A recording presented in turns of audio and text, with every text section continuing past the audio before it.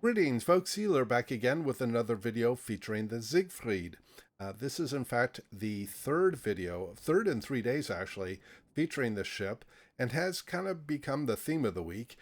In yesterday's video, I spoke about how the Siegfried can drive caps and kind of act as the cap bully under the right circumstances. In this video, I'm going to speak about the accuracy of the guns and the durability and endurance of the ship. So this is a Tier 9 domination match here on Haven with one carrier per team, and I'm also accompanied by Lynn Wilkie, who's playing the Musashi. And as I discussed in the previous two videos, the Siegfried and the other super heavy cruisers that we have at Tier 9 and 10 really kind of demand full tank builds, or nearly full tank builds. I do take the steering gears modification 2 upgrade in slot 4 instead of the damage control system upgrade, but otherwise I am running a pretty much a full tank build. In fact, I take the commander from my Gneisenau, which does have a full tank build, and put him on this ship, and it's a very good match. And that's actually a good segue to a discussion about the accuracy of the guns. So the Siegfried does have the same guns essentially as are on the Bismarck and the Gneisenau, with one key difference. These guns get cruiser level accuracy.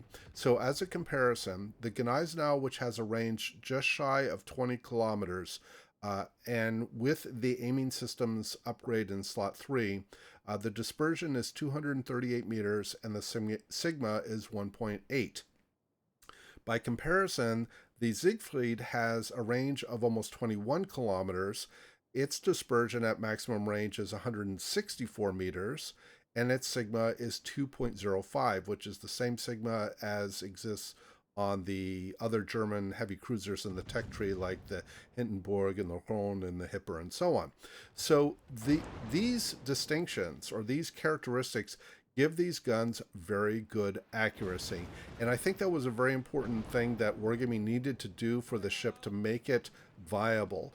I think it would have been a very dissatisfying and very frustrating experience for players to pick up well, frankly, an expensive ship. The ship cost 47,000 Research Bureau points, but it would have been very frustrating, I think, for players to pick up a ship with that cost that much and get basically notoriously bad accuracy of the German battleships. Now, obviously, the German battleships have gotten some improvements earlier this year with the accuracy of their guns, but they are still markedly less accurate than these guns here. And like I said, I think that was an important choice that Wargaming made to make this ship both appealing and viable.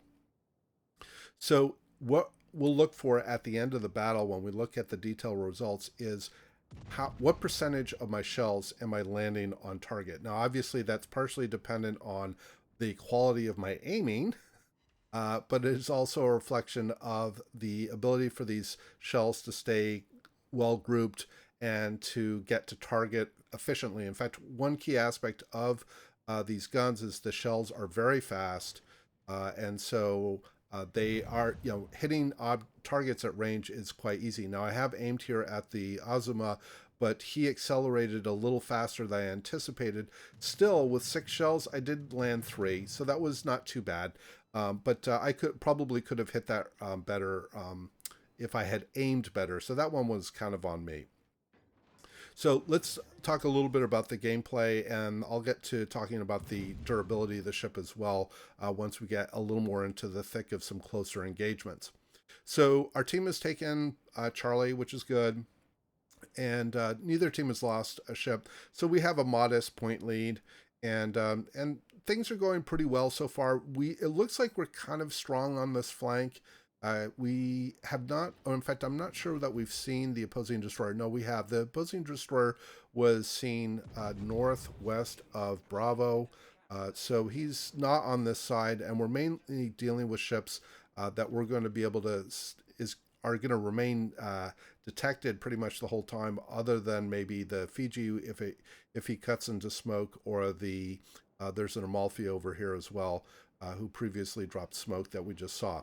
So things are working pretty well. I'm trying to work here on the flanks doing the long-range artillery cruiser thing, because in my experience for the Siegfried as well as the Aegir, and actually I should mention here that I will be doing some Aegir videos. Oh, by the way, that was a nice shot. So I landed 4 out of 6 shells with 2 Citadel hits, took out the engine of the Azimuth. So these shells are really can be very potent if they land on target well, and obviously you get some decent RNG. In that case, things went quite well. This salvo is not going to be quite as good. I think I am going to land some shells, but it's just going to be some chip damage. But in any case, coming back to my previous comment, I will be doing videos on the Aegir as well. Frankly, I suspect that's a ship that's probably more accessible to more players because she costs 1 million free XP, which is still, again, not a cheap cost, but is probably easier for most players to accumulate than the 47,000 Research Bureau points. But like I said, I will be doing some videos on the Aegir. So I continue to work here as a long-range artillery cruiser, trying to provide flanking fire. Lynn Wilkie is doing his job as the Musashi, is sort of the tip of the spear battleship to draw a lot of the fire, which is exactly what you kind of want to have happen. But Lynn is taking some pretty hard beatings, and he's having to back up here and try to get focused too hard too early. I'm trying to come over here, and I will be bringing some hydro with me as once I get a little closer to Lynn to be able to give him some detection on torpedoes, either from the Amalfi, but there's also, I think, a Neptune in the area, and that's an even bigger torpedo threat. So my shots here on the Amalfi have not been as productive as I wanted them to be. The Italian cruisers are very maneuverable, so even if the initial shot is aimed well, their rudder shift is excellent. Oh, by the way, when I was at this point, I was thinking, oh crap, did I oversteer? Am I going to eat a torpedo here? But no, it looks like I'm able to correct myself and avoid the sea mine from the Amalfi. But you can actually now see fire coming from a smoke screen directly in front of me. That's from the Neptune. So we're focusing here on the Amalfi, trying to get him down. And speaking of taking him down, Lynn serves up some very good 460 millimeter shells into his broadside. There is the Neptune. So I'm hoping, oh man, all 6 shells. Let's see what we can do here to try to get a big hit on him. And I get 4 shells on, but it wasn't quite as much damage as I wanted. I may have fired a tad behind. Now I've activated Hydro to try to give Lynn some prediction on the torpedoes, but you can probably hear the torpedoes are hitting Lynn in the bow. The Neptune fired them before he was detected. There I got 4 out of 4 shells, but still didn't get sort of that really big hit that I was looking for on the Neptune. But I'm going to have to cut back in here because Lynn has already told me that he's got a fire now that he can't put out, and he's basically going to go down. And if I don't cut into some cover here, the opponents on this flank are going to start focusing me. So I need to reposition and find a position that I can operate from. Now, this is going to be a good transition to the other theme of this video, which is the durability and endurance of the ship. Finally got a reasonably decent hit. Again, that was all 6 shells hit the Neptune, and that was at probably, what, about 15 kilometers. So again, these guns are very accurate. But coming back to my point around the other theme of this video, which is the durability and endurance of this ship. So I did mention in yesterday's video that in some ways this ship can act like a battleship. She has very good armor for a cruiser.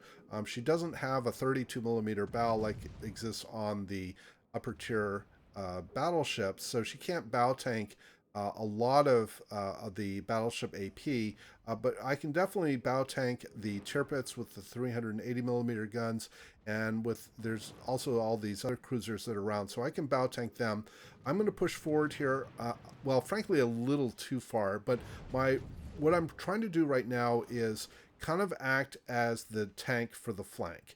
And like I said, this is going to get back to the ability for this ship to act as a damage sponge and speak to its durability and endurance as a ship. I have used 3 of my heals so far, so I have 1 remaining that I can use.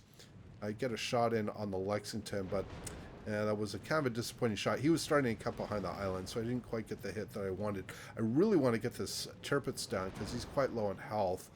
He is kind of angled away from me, so I'm going to shoot up more into his superstructure, hoping to at least get some pens from the angle and not just strictly over pens. But in any case, so I'm sitting here bow tanking. Didn't quite get him down there. I did get 3 or 4 shells on, and basically trying to keep the opponents from pushing back toward me on this flank and toward our team. Unfortunately, our team is having a little bit of difficulty, I think, trying to finish off the 2 ships that are on the far south, and I don't want to be in a situation where if they're not taken down, suddenly I'm in a crossfire between the ships that are in the south and those that are up north here. So I continue to back up here, haven't quite gotten the turrets down, taking quite a bit more beating, and I am now using my last heal. Taking a look at my potential damage, I'm up to over 1.8 million. So I've tanked quite a bit of damage already and like I said, that's a reflection of the durability of the ship. I also need to give a shout out to this Riga that's sort of directly in front of me. He's been helping to tank up here as well, and I'm going to slide forward here a little more and try to draw some of the fire for him so that he's not taking all of it, because he is now kind of the tip of the spear. Trying to get some shots to finish off some of these opponents, because part of our problem being able to stay in the game is limit the number of guns that can be firing on us. We have at least 2 or 3 low health opponents here that if we could finish off, it would help us be able to maintain our engagements here. Now, I've been set on fire. I have no more heals. I've been set on fire twice. Finally, I get the turrets. I have to put this out.